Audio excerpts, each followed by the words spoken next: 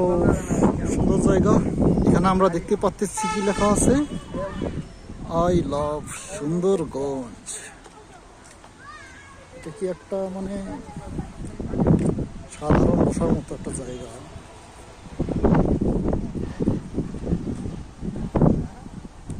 এখানে একটা ডিগি দেখতে পাচ্ছি, ডিগিটা সেই গভীর, বাবারে।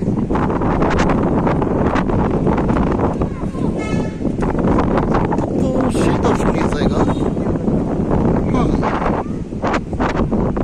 তো আগে দেখিনি এই জায়গাটা, তাহলে আরো আগে আসতে পারতাম। যাক, এখানে একটা সেলফি হয়ে যাক। খুব সুন্দর, নাইস প্লেস।